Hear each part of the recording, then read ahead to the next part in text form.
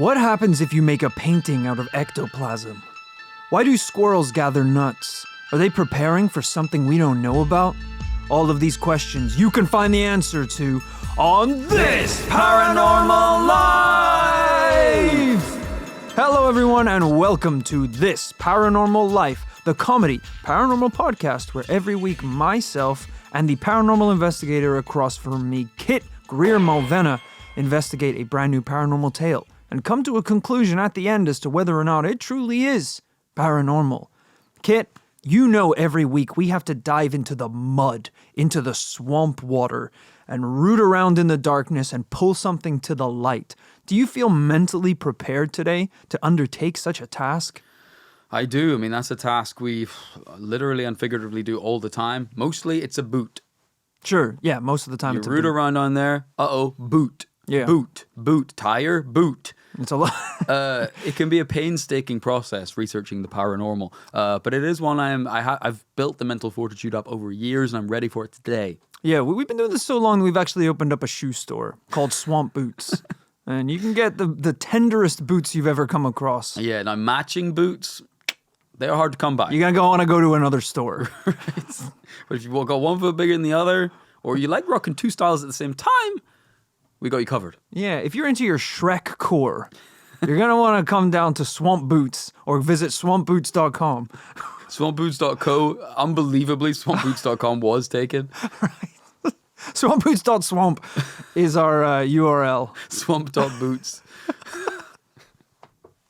Rory at swamp.boots. You're going to want to email Rory at swampbootsmanagement.com to get a pair of the dampest shoes you'll ever wear. It's like why does this clearly bad business have like such a developed e-commerce side? We got multiple managers, email addresses. We're websites. on Shopify. We're on Instagram. I spent $10K on TikTok ads this month, and it's just a JPEG of a fucking wet boot. No context.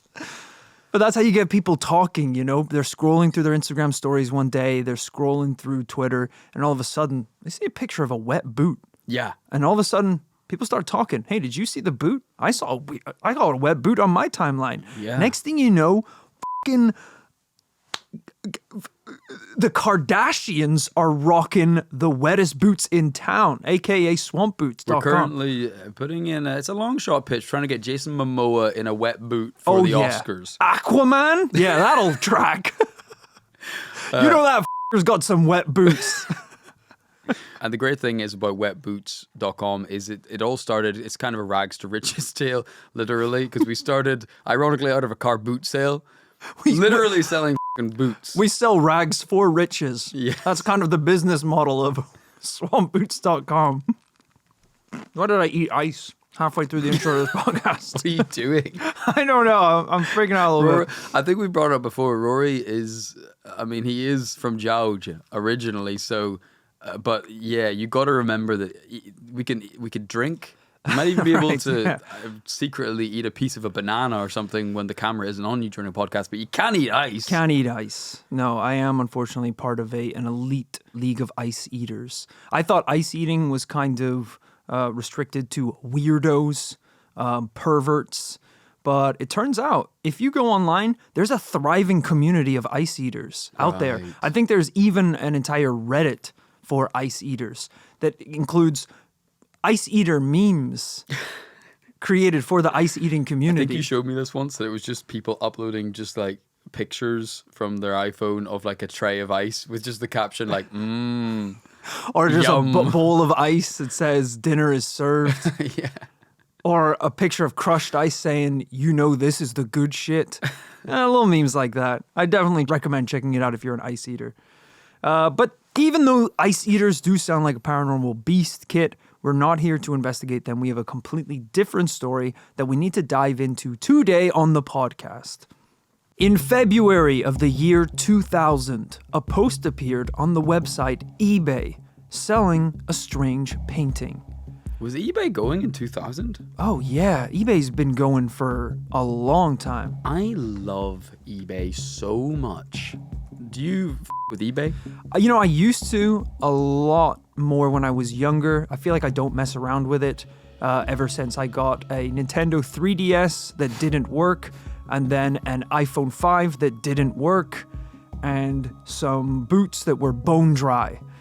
Every item was missold to me, which is why I stopped using eBay and also started a little business venture of my own, swampboots.com. Okay. I don't want to talk. I don't want the whole episode. I don't want this to become like a whole thing. Because sometimes, Sure. on this paranormal life, like an idea will come up, or we'll be reminded of something. Yeah. At the beginning, and then it kind of becomes like pretty dominant throughout. We've seen it before. Mm-hmm. Chompies. Yeah. Which is still thriving, by the way. You talking about moths in your apartment, things like that. Yeah, sure. I just don't Ongoing current affairs. Because Swamp Boot is its own business, right? Which doesn't really overlap with the podcast. Well, it overlaps a little more than you think financially, let's just say. Okay. I just wouldn't want it to get in the way of a great paranormal investigation. And it won't. And that's why I can tell you right now, Kit, that eBay was created on the 3rd of September, 1995. Holy shit. Do you want to know how much of an eBay OG I am? Yes. I've been addicted to the Bay for so long. I use it all the time. And to this day, my account is legally set up in my mum's name because whenever I started cruising the Bay, I was too young to legally hold an account. So I had to steal my mother's identity. so I always get like up whenever I'll get like a notification or so, or someone will send me a message, a buyer will send me a message, because I'm haggling hard in the DMs, right? And they're like, "Listen, Joan, we can't come down this price any further." And I'm like, "Oh shit!" Yeah, you're like, "How do you know my mother's name? Yeah, really what have you done with her?" I'm putting my mother in harm's way. This is a little illustration of how nerdy I was as a teenager. I used to use eBay as a child to bid on Matrix action figures.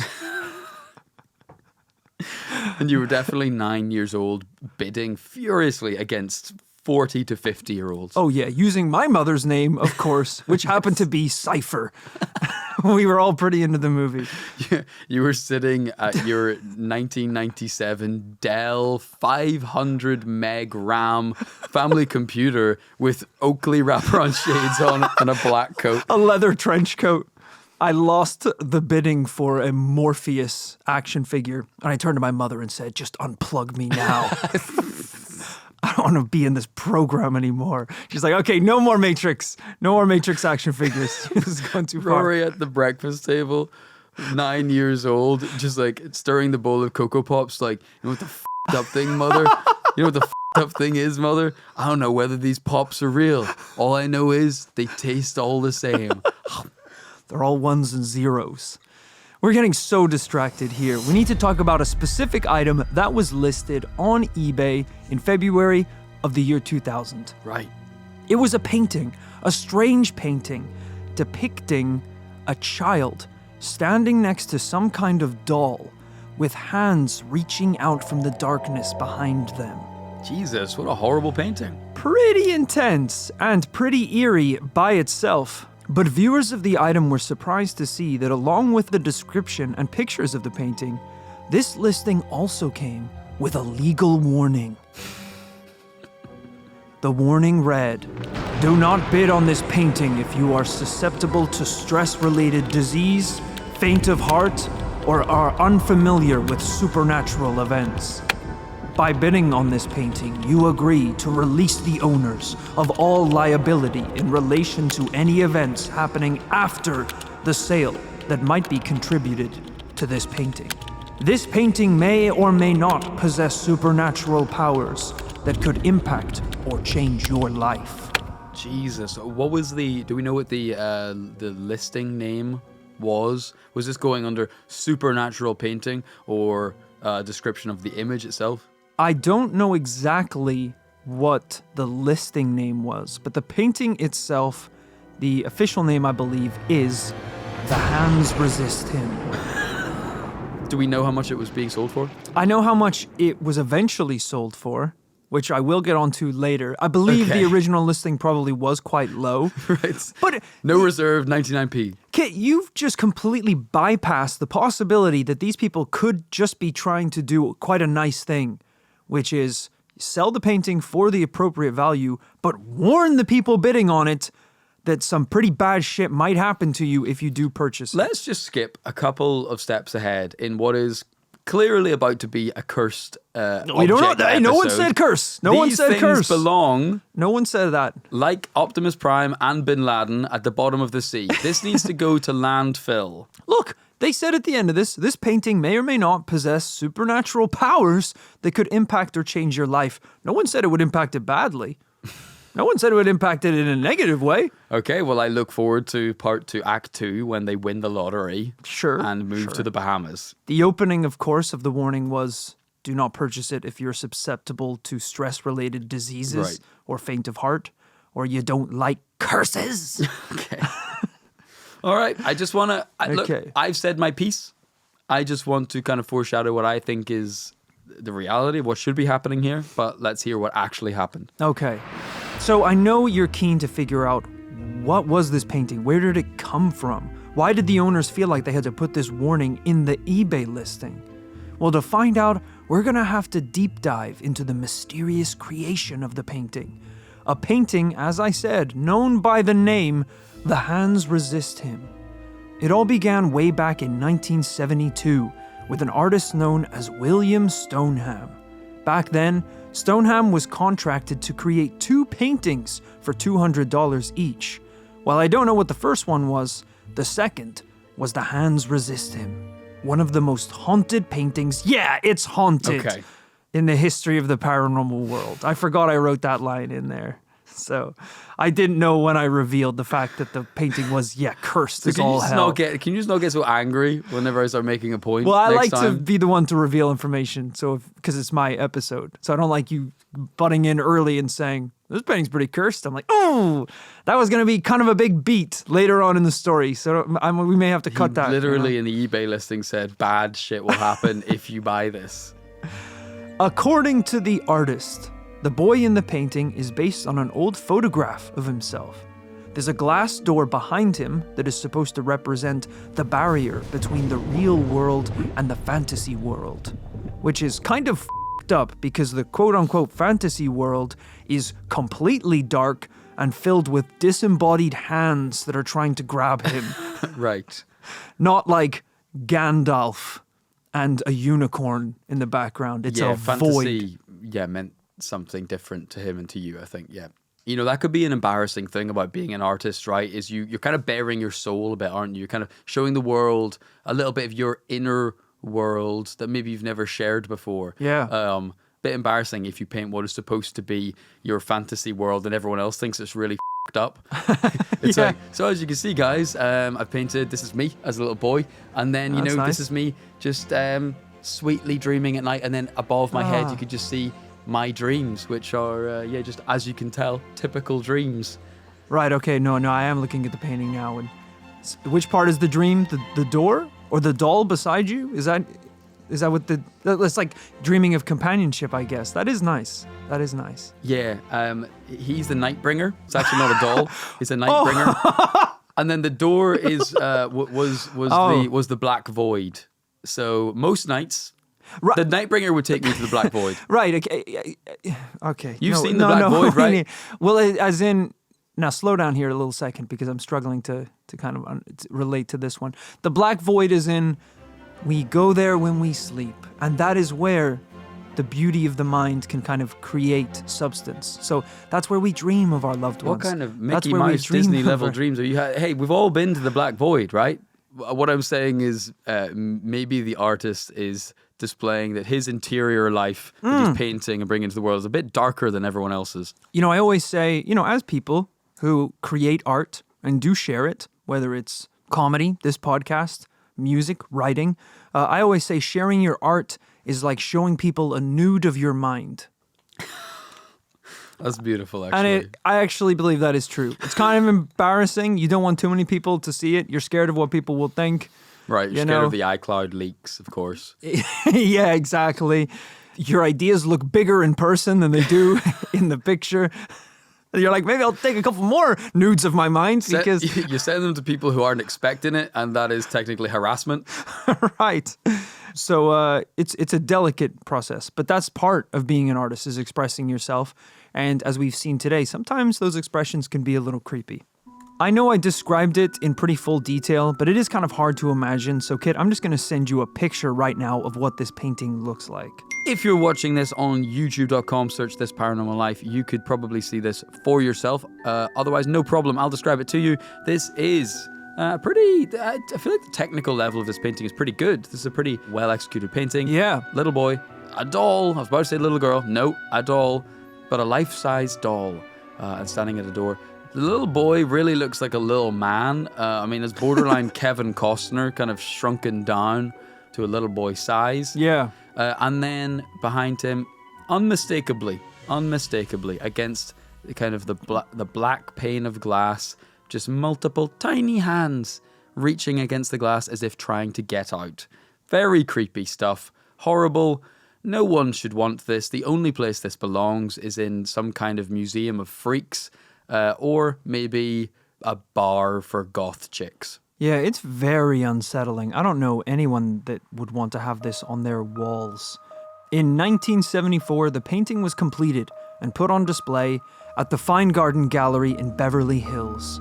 But it didn't stay there long. Something about this painting felt off.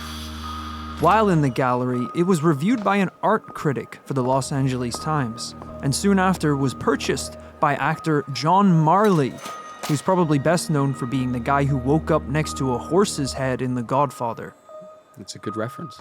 But back then, the painting came with no warning, and those who purchased it had already sealed their fate.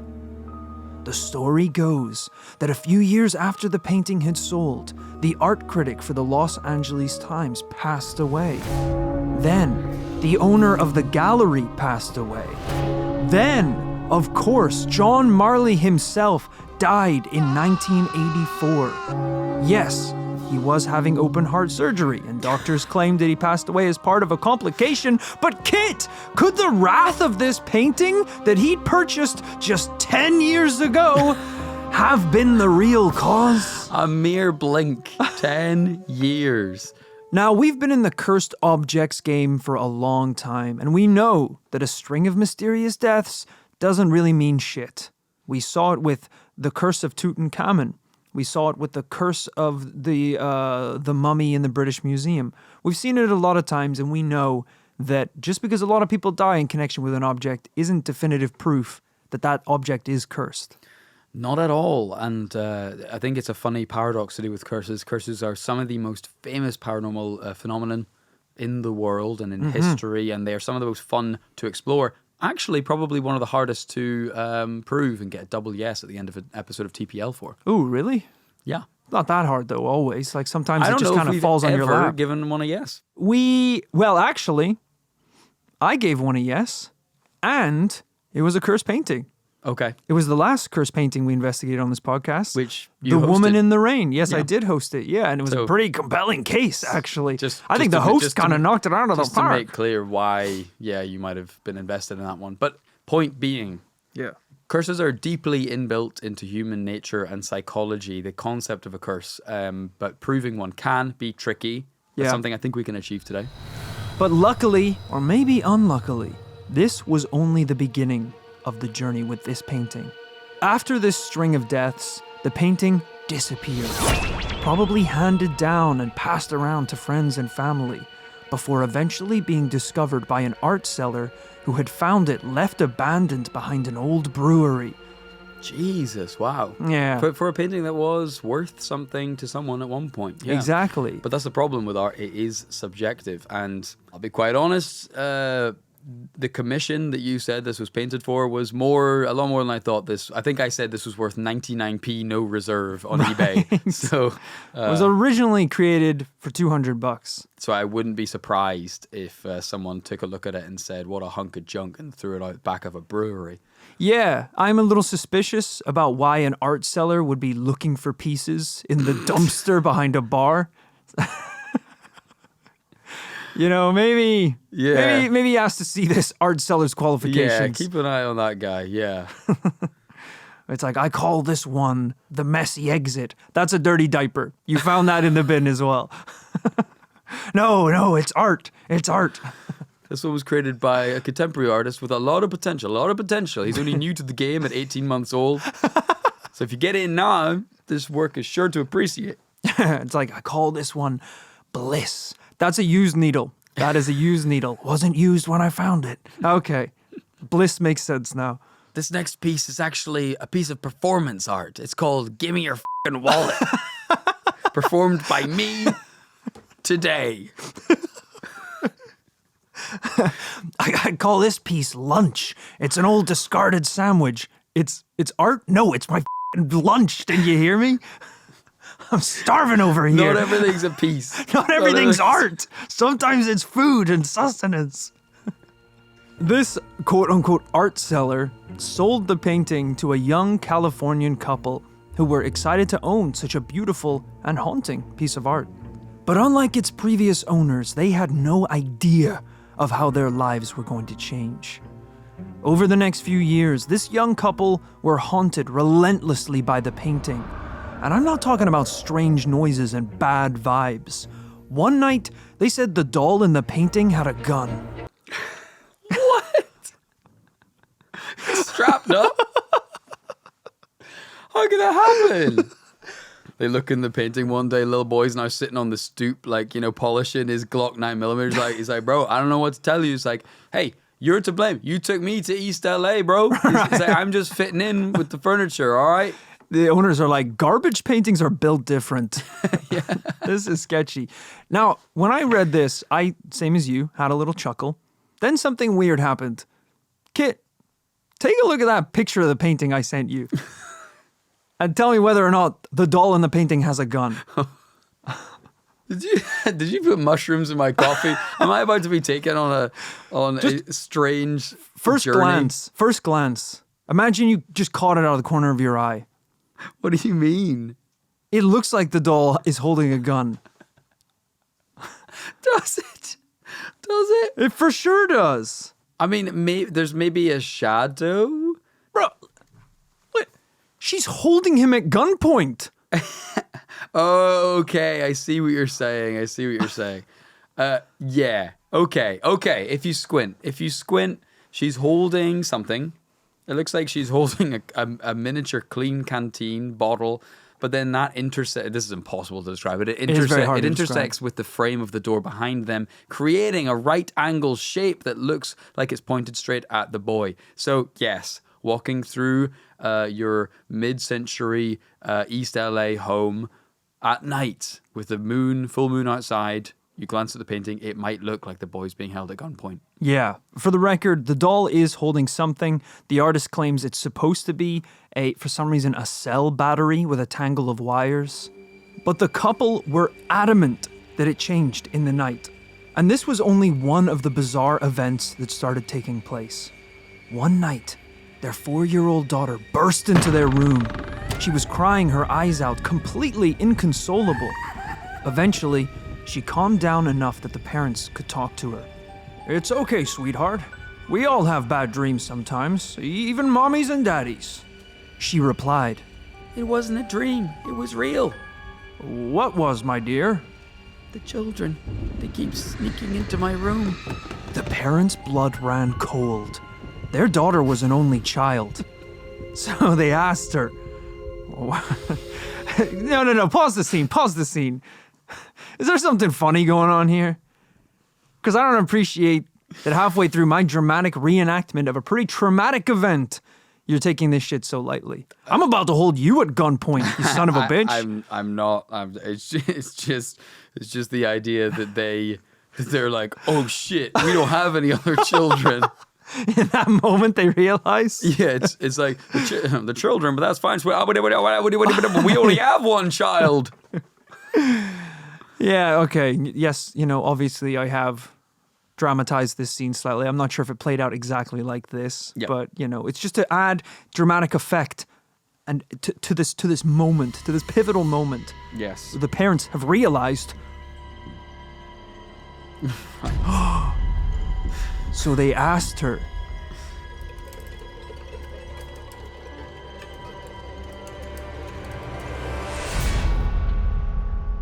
This little girl claimed that the boy and the doll were leaving the painting at night and wandering around the apartment, yelling and fighting with each other in the dark. Let me start by saying this. This couple deserve everything that happens. Sure. Don't put this up in your house if you have children. Like I said earlier, if you're some kind of like cool goth couple in your house, you've got a lot of lit candles and a lot of like the walls are painted red and the whole thing's pretty dark and cool. Sure, fine. You could probably pull this off. If you have children shouldn't even be watching The Lion King. That's too traumatizing. Way too traumatizing. Let alone a doll holding a f***ing desert eagle to a little boy's head with the screams of the innocent behind him reaching out for justice. Yeah, that's way too much. I watched The Lion King when I was a child, and it was so impressionable on me that I cried for 7 days after Mufasa died and then went outside and ate a bunch of bugs. Because I thought that's what I was supposed to do. So you would stop watching halfway through, it seems like. Yeah, it's. I guess if you're a kid, you're like, Mufasa dies, and you're like, this is the most f***ed movie I've ever seen. Like, not knowing that was like the emotional high point of the movie, and it's all kind of downhill from there. Yeah. In a good way. But you're just like, I can't whatever's going to happen next, Simba's probably going to be beaten to death by the hyenas for all I know. The credits are going to roll with Simba's skin being used by a hunter to make a rug in front of a fireplace. God, nature really is cruel. And I can't handle that. A warthog showed up and said, Hakuna Matata, and I thought he was casting a spell that would turn Simba to ash. I panicked and turned the TV off so quickly. To this day, I didn't realize there was a happy ending and it was all kind of nice. So, yeah, that's why I've never seen the end of The Lion King, unfortunately. Whenever I was a little kid, I went to Belfast. They had like an animatronic dinosaur exhibition. Hell yeah. Life-size dinosaurs, animatronic. And some Jurassic Park shit. very ahead of its time. Yeah. I screamed and clawed to get... I was taking it as far as I knew. I was face to face with a T-Rex swinging its tail out into the audience. I was like, just like, just like pulling my mum's hair out. Like I've gone completely feral, like getting out of her arms, like trying to run out of the room. Kids can't handle this level of peril. Yeah. It's funny because, you seeing a quote unquote dinosaur, your parents could tell you, oh, these existed 1 million years ago, hundreds of millions of years ago. And you're like, I don't know when that was. I have no concept of time. Right. I remember when Granny visited last Christmas. Was that 1 million years ago? I don't know. Yeah, right. It's like that could very much still exist in today's world. It's like the memes of how we as children reacted when we heard that the solar system was going to end someday. Yeah. And it's like we went into mourning, distraught because someone was like, in 600 million years, the sun's going to explode and burn everything to ashes. You're like, what do you mean? We know the end is coming? Yeah. You're like, what the f*** are we doing? We need to figure this shit out. Well, where's the lie, by the way? We were kind of right. Yeah. That we kind of just assumed it was all going to go on forever. That it's like kind of naive for parents to just be like, it's like, calm down, silly. It's not for ages. Right. The end of all things. It's not for ages. You'll be long dead. What? I'm gonna die? Oh boy. He really knows nothing. It's true. Children can't handle shit. They can't handle scary movies. They can't handle their liquor. So you think that a child should be exposed to a painting this scary? Terrible idea. Even if there's children in the painting. Because one of them has a gun, apparently. But believe it or not, this was only the beginning of the horrible events that were taking place in this house now that the painting had arrived. And we're going to hear all about every one of those events right after a quick break. Rory here from Swamp Boots. Are you looking for a new way to express yourself through fashion? Tired of wearing dry shoes that aren't possible evidence in a missing persons case? Then head on over to swampboots.store. That's right. Because of legal complications and court orders, all of the website links that we talk about on this episode are offline. But don't worry, our boots are still available at swampboot.store. All of our boots are locally sourced and come in a variety of styles, from frog green to toxic blue to swamp green, a slightly darker version of classic green. Who am I kidding? They're all green! So head on over to swampboot.store. Boots are better when they're wetter. Swampboot.store. Now, as I said, the little girl claimed the boy and the doll gave the little girl a gun. Yeah, that's right. The gun came out of the pit. Imagine that. The little girl goes out to the parents, like, yeah, I'm pretty sure the painting's looking at me. The parents are like, don't be silly, sweetie. It's just a painting. It can't harm you. Now, let's get to sleep. It's like, the doll gave me this. Whoa, Jesus. The doll says they're my real parents. Now I don't know who to believe. Look, the parents wouldn't have believed their daughter, because we all know this. Kids are liars, criminals, thieves. You can't trust them. But the parents saw it for themselves.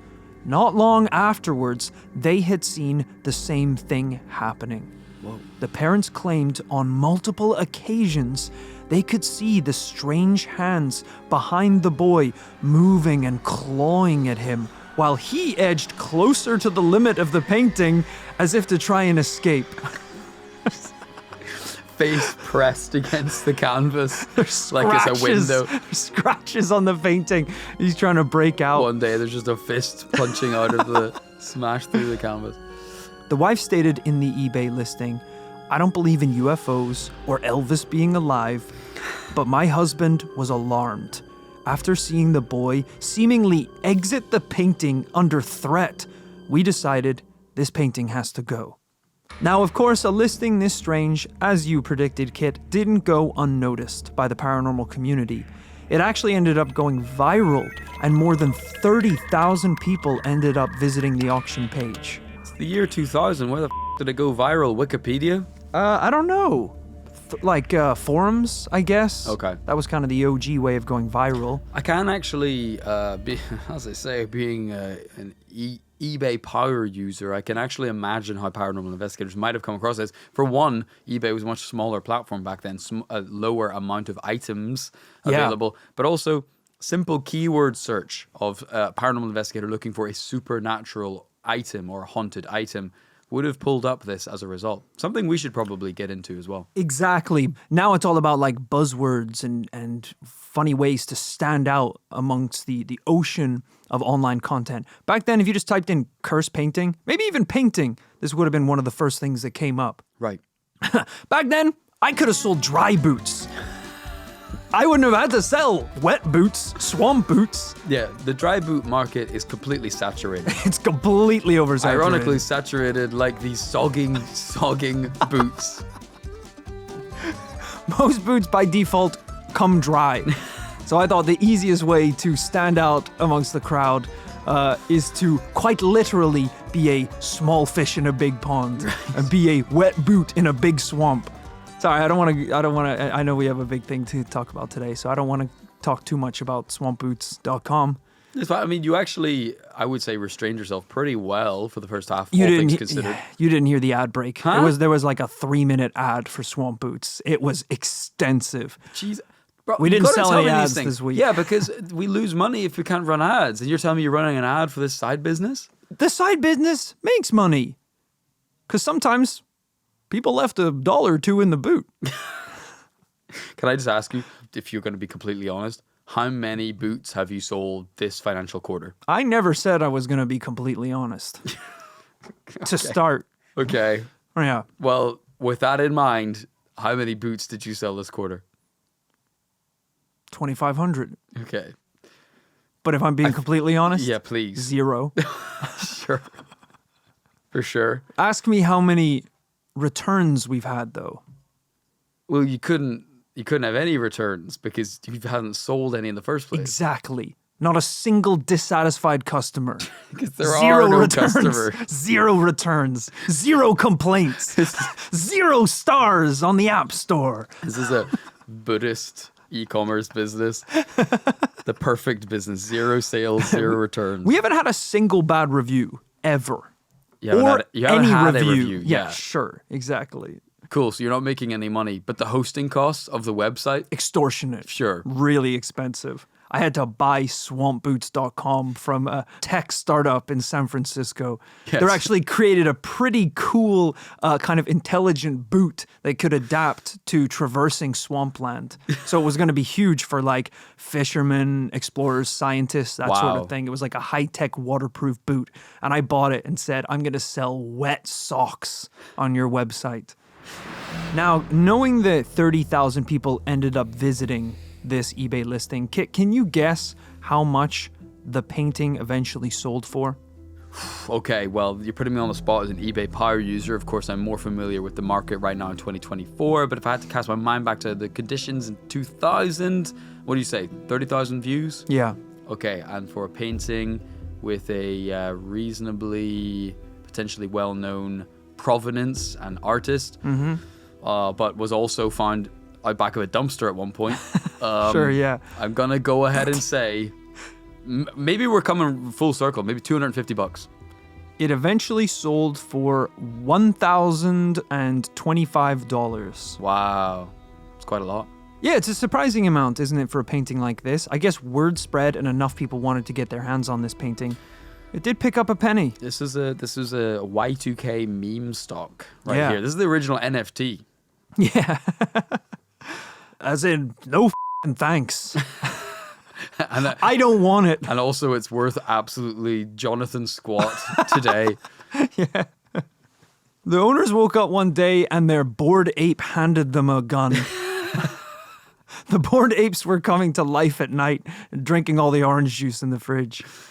Look, as I said before on this podcast, this isn't the first time that we've covered cursed paintings. Yeah. We have covered, I think the first one we ever covered was the crying boy painting. Mm-hmm. One of your cases where I believe a painting of a crying boy essentially burned down every building that it was placed in. Yeah, it became a bit of a tabloid sensation here in Britain. Yeah.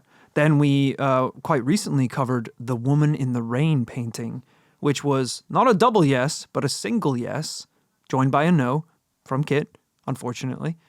A great case involving a cursed painting where, again, the owners said that the woman in the painting was moving, coming to life, walking around. Very spooky stuff. But I did a little bit more research and found a few more paintings that allegedly have been cursed throughout history to show you and to prove to you that this isn't a unique thing. Paranormal investigators and experts claim that paintings are one of the easiest objects to become cursed, haunted, or paranormal because of the artist or the creator pouring so much of themselves into the art. Right, I was going to ask why that is the case, but okay, I get that. You know, it's I always say the paranormal is kind of a vibes economy. Yeah. And so the vibes of the artist has gone into the work itself. So the first one that we'll talk about today is known as the Portrait of Bernardo de Galvez. Now, this painting of the Spanish general sits on display on the walls of a hotel in Galveston, Texas. It's said that those that take photographs of this painting will see a skull flash in front of them, destroying their photo of the artwork. That's so specific. That's interesting. Yeah, this one was quite unique. Actually, these examples I have are unique for this very reason. According to local folklore, visitors must politely ask permission from the painting itself to take a photo of it. Paranormal investigators believe that this is because there is some sort of ghost living within the painting that doesn't like being photographed. Okay, interesting. So kind of Robert the Doll style, you kind of have to talk to it and ask permission to take a photo or interact with it. This does seem to line up nicely with the intentions of the galleries themselves, which are kind of notoriously no photographs. Sure, So it's yeah. a pretty good story to be like, if you take a photograph, they'll eat your soul. Right, so don't do it. And if you don't buy something from the gift shop, misfortune will follow you. Yeah, it's a sneaky little way of kind of enforcing their own rules. Potentially, just a thought. Potentially.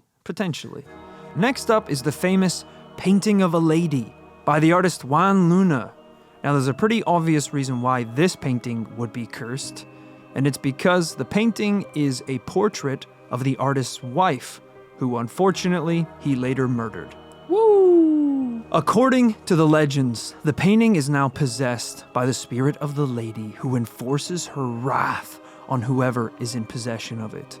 According to online sources, past owners have died in car crashes, been forced into bankruptcy, among other misfortunes. And if that wasn't enough suspicious activity for you, during the opening night of an exhibition at the Metropolitan Museum of Art, the spotlight bulb that hung over the painting exploded! Wow. Pretty crazy stuff, huh? But one of the most terrifying cursed paintings that I came across in my research is a piece of art called The Anguished Man. You're gonna want to brace yourself for this one, because I haven't seen a piece of art this cursed since The Lion King. The legend goes that the painting was created by an artist who mixed his own blood into the paint. Right. Oh, Jesus, man.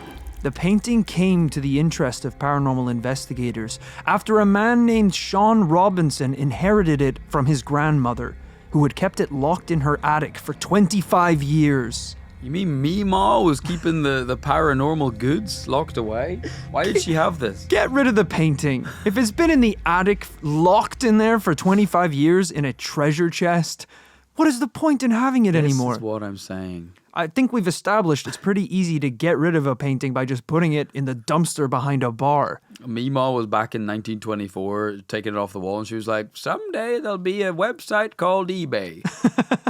I don't actually know what a website is yet, but it'll be worth something someday. She claimed that the reason she locked it up in the attic was because every time it was hung on the walls, she would start to hear voices and crying echoing throughout the house, eventually peaking when she spotted a quote-unquote shadow man wandering around her home. Yeah, that's dreadful. Now, when Sean got the painting, he thought these were all just tall tales, so he put this thing on display at his family home. And believe it or not, he and his family started to experience the exact same phenomenons. Strange voices, crying sounds, and even the Shadow Man. Things eventually climaxed when his wife felt a ghostly hand stroking her hair and his son was pushed down the stairs. Lead with the second one. Lead with the second one. That was attempted murder. It's like, I can tolerate, it's like, my son's pretty built, he can take that, but touching my wife is where I draw the line. Cross the line, buddy. I like to think this Shadow Man ghost figure was like, hey, it's me, the guy from the painting. You guys see me? I'm stroking your wife's hair. Hey, I'm stroking her hair. Hey, over. All right, you want to do this? Yeah! Pushes the kid down the stairs. I pushed your kid over. Do you see me now, you son of a bitch? Now, of course, these paintings don't have any real relation to the hands that resist him, the painting that we're talking about today, but I just wanted to include them in the story to provide a catalog of evidence to prove to you that there's a long history of paintings allegedly containing some sort of paranormal energy. You told me The Anguished Man was the most up thing you've ever seen, and then you didn't show it to me. I said one of. Do you want to see it? Sure. The painting made with a human's blood? Why would you show me everything up to this point and then just stop short of the most up painting you've ever seen? I showed you the first one and you almost had a heart attack. And it's just a picture of a doll and a boy. Well, I'm curious now. This one is proper I'm haunting. going to be pretty curious once you tell me the painting pushed a man down a set of stairs. Pushed a boy. Okay. It pushed a boy down the stairs. Look, if you want to see it, you can see it. This painting is so f***ed up. It's properly terrifying. Just remember, you asked for this while you're looking at this picture. It's a very low res image. Also, the people displaying the image have propped up skulls next to it to didn't notice that, yeah. add to the flavor of the image. It is creepy. It's very creepy. It looks like a nuclear bomb has gone off, and this is a picture of someone who was looking directly at the blast, and they are burning on fire, and simultaneously their skin has kind of melted into one layer. It is horrible. Yeah, I feel it's like horrible. See, I love metal music and stuff like that, but I've never understood why there's so many people like boomers and stuff out there who they're like, I don't understand it. Why would people want to make something so angry? Yeah. It's just dark and depressing, and I like to listen to stuff that's uplifting. A thought that's never resonated with me. That's how I feel about this painting. I don't get it. Why would someone want to make this? It just makes me feel sad. Right. They could have painted sunflowers or a rainbow. Exactly. Why would they paint this? So I understand that I am not the intended audience for this one. Yeah. I mean, it's a pretty strong art style. Do you know how I can explain how creepy this painting is? Go on. I just Google searched it, went to images, and Google has automatically safe search blurred some of the results. And when I unblur them, it's just the painting. But they're like, this is so weird and messed up. We have blurred some of this because we think it's illegal and criminal. At my house, I've been in my house with my wife, my daughter and I for about 2 years. And I was just bemoaning the other day. I was like, we've been here 2 years, and I was like, it's totally my fault because my wife's put up a couple pieces of art, a couple posters framed around the house. I've put up nothing. But I was bemoaning it, saying like, do you know, this is the one thing we're missing. We've got some cool furniture now. Yeah. The place is feeling cozy. You've been there. You know what it's like. But the walls are bare. And I'm not a big visual art guy, but when walls are bare, the walls are bare. You need something up there, even if it's a cool, like, it's even cool when people just put up like cool props, like a big, like mount a surfboard on the wall, or put up some posters framed or whatever. And I was like, we need to find some art. And art can be expensive, but we'll find something that we like, it's inexpensive, and just makes us feel more homely. Now I'm thinking, that. There's too big of a risk. This is a kind of occupational hazard. Why would I even risk the possibility, even if I did get a painting of a sunflower and brought it into my home? How do I know that the artist wasn't jacking off using a fucking upside down cross and talking to Satan while he was making the thing? And suddenly, my daughter is now possessed. Yeah, you could buy a picture at a cafe of like a little girl holding a dog by the beachside.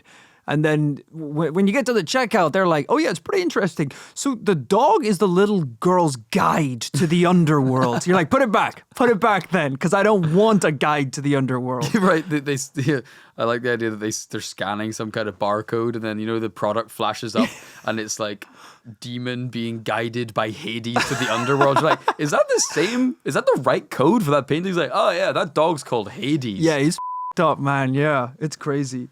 The artist mixed his jizz in with the paint. All right, put it on the wall. Why are you selling this? Yeah, that's why we need character references for the artists, that they weren't weirdos, they weren't Satanists, they weren't perverts. Yeah. And that they had good vibes going into the painting. Unfortunately, the Venn diagram of artists and weirdos is a complete circle. Yeah. It's that. entire crossover. As two artists ourselves. Look. We've heard a lot of crazy stories today. I get it. But at the end of every episode, as always, we have to come down on a yes or a no, whether or not we think there's truth to this, whether or not we think this really is paranormal.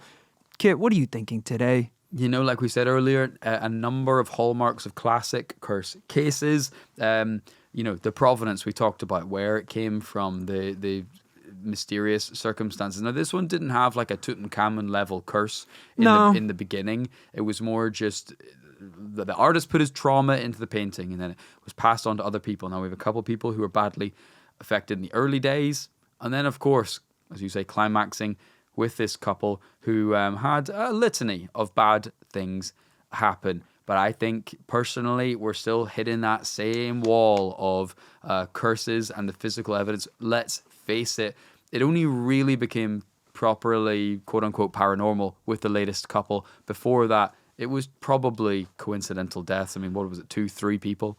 Yeah, and I found very little evidence to back up whether or not those deaths even took place, being honest with you. I mean, it was a long time ago as well. It was 50 years ago. And, for example, as I said, one of the recent paintings we covered, Woman in the Rain, which I gave a yes to, the origin of that painting started with the artists themselves saying that while they were creating it, they felt like their body was being possessed and a force was telling them to create this painting.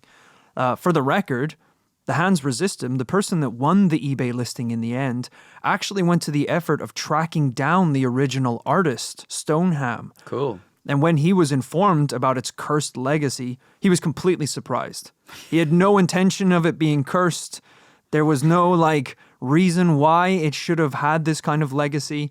So very different from paintings that we've investigated in the past. Yeah. So this seems like something that had cropped up in the years following the painting rather than the actual creation of itself, which, I mean, that alone would signify that probably this isn't a cursed painting. Yeah, if the guy who made it doesn't know what the hell you're talking about. It's like, it has a gun? What are you talking about?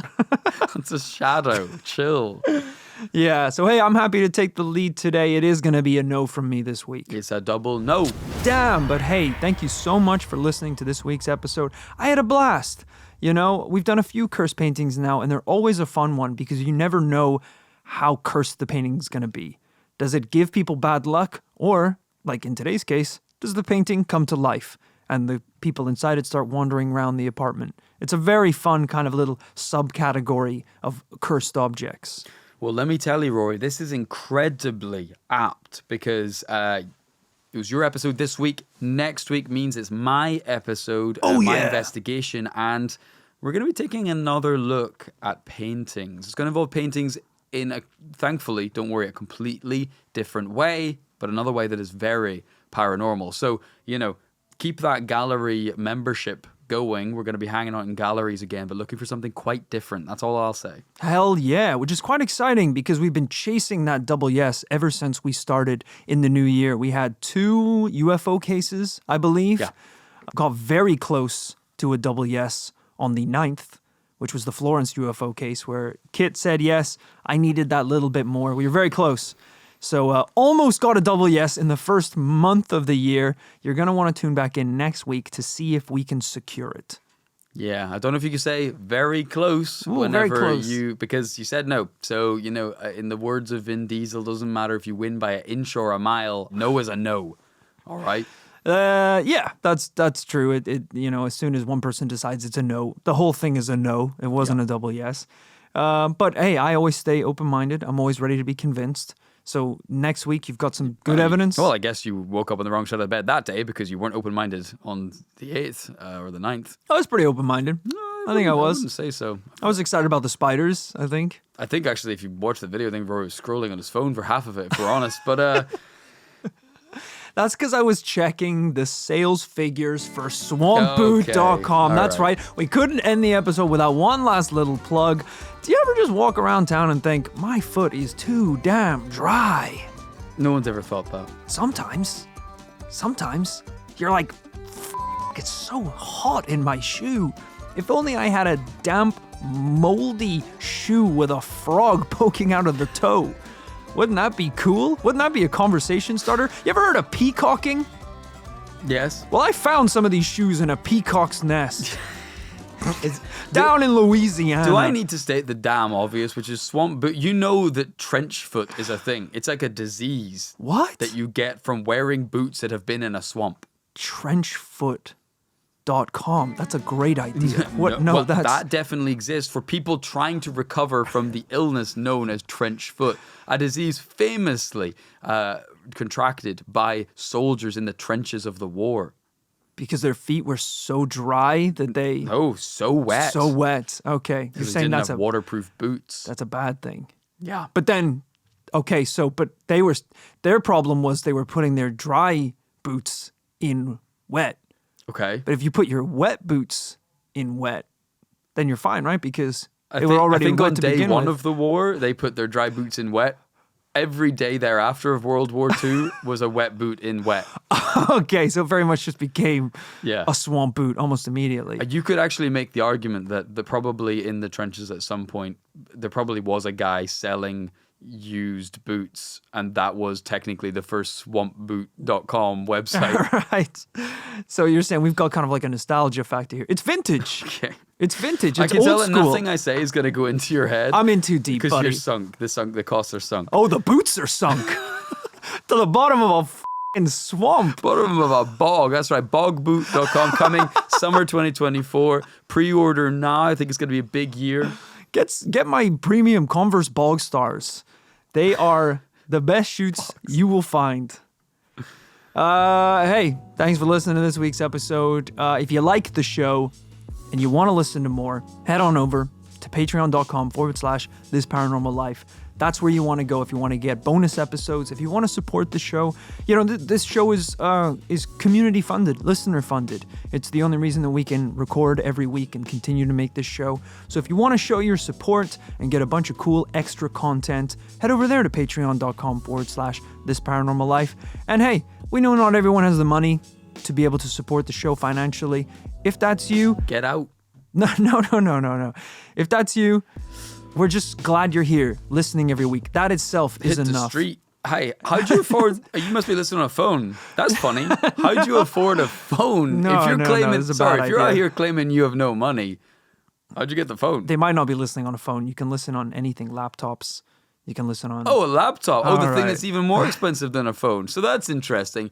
You hypocritical chump.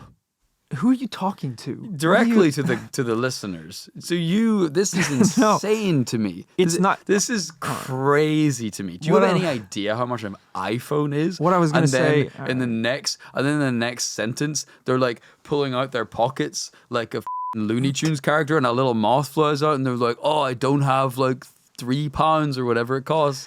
That's crazy. I mean, it's nice just to get reviews. That's that's almost as, valuable as the monetary kind of contribution. So just review us online. That doesn't cost anything. And that's really nice. 5 stars, leave a nice comment, share with your friends, Yeah, whatever. Yeah, review. That's pretty cool as well. Yeah. And then if you do have a little bit of change, you want to support the show.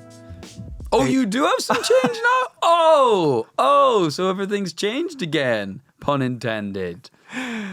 You gotta Ignore him. stop Ignore him. flip-flopping. Decide Ignore him. what it is. Do you have change or you don't have change? You refused to tip the waitress at lunch today. Yeah, well, she did a bad job. She was very kind. She refilled your coffee 17 times, which was insane because sometimes you hadn't finished it and you just asked for a fresh cup. Which meant I needed 16 bathroom breaks, and then she refused to give me the key to the bathroom after bathroom break 15. So yeah, she wasn't getting a tip. It's insane. Also, I asked for my eggs to be over easy, and they were easy. So I asked her. So I called for the manager and asked for her to be fired on the spot. You want easy? Here's an easy decision. No tip. I'm going to make this transaction over easily. Zero money. You're like, well, you owe me money for the breakfast. They're like, no. Sir, there's a mandatory 12.5% tip. Here's a tip. Kill yourself. I get arrested. Oh, pressed up against the deli glass. Thank you for listening. I don't remember exactly what I was saying, but hey, check out the Patreon. The reviews actually. reviews do I've come help. full circle. I was being grumpy. The reviews actually make a very difference. They do. So yeah, the reviews are great. Because I think we didn't realize until recently. Because for a while, I think there were only reviews on Apple Podcasts and maybe Google. But I didn't know about Spotify. Spotify can review us too. Yeah, and I think you Spotify can. is even bigger than Apple Podcasts now. So yeah, if you're listening on Spotify, wherever you're listening, make sure you hit subscribe, hit follow, and smash that 5 stars. Make sure you do it. And then, of course, head over to swampboots.com. You had your plug in the middle by all accounts. Boots are better when they're wetter.